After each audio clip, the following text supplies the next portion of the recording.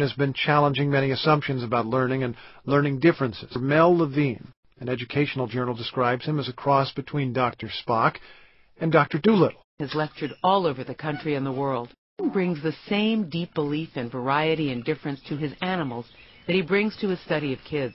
The message is all of us are wired differently, and schools need to teach kids about the way learning works. Levine argues kids need to understand their strengths and weaknesses, that telling a kid he is learning disabled or has attention deficit disorder is not very helpful. Talk about specific strengths and weaknesses, a process Levine calls demystification. There are three things that seem to be a problem for you right now. You're having a little trouble retrieving things from your memory. It's kind of hard for you when you have an idea to figure out how to say it. And also, you have what's called a graphomotor problem, which is that the muscles in your fingers can't keep up with your ideas. You have a funny way of holding the pencil. Mel Levine has his critics. Although there may be thousands of parents and teachers who swear by his methods, the stories are anecdotal.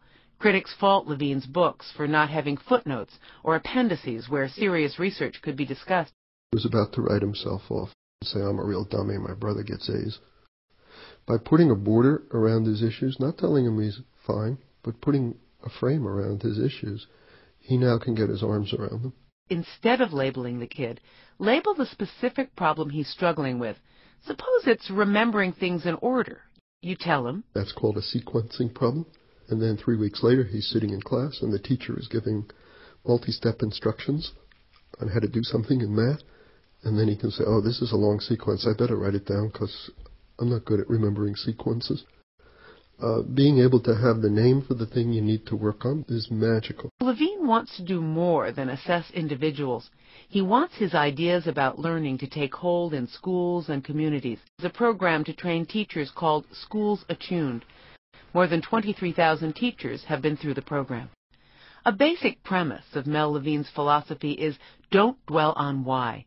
He tells teachers, for example, if you see a kid with verbal problems and you wonder, is it because of an ear infection he had, or poverty, or bilingualism, you may never be able to answer that question. Like the doctor in The Plague by Camus, who was simply determined to reduce suffering, Levine wants to know how someone is the way he is, not why. I think I'm an existentialist.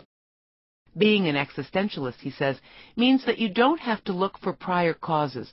The problem with labeling someone ADD or LD, he says, it's a kind of predestination that constricts freedom, and it assumes people don't change. And I really think that's the message in a subtle way I'm imparting to kids and to our whole thinking about the blossoming of an individual. You can't keep thinking that someone else is imposing meaning on the world. Each of us is in control of who he's becoming. Asked to give a vision of a world that embraced his reforms, he says people would know themselves. We would see many more individuals who are pursuing pathways in life that fit with their strengths and affinities. I think we'd see a lot less mental illness, a lot less drug abuse, a lot more sort of happiness. You know what?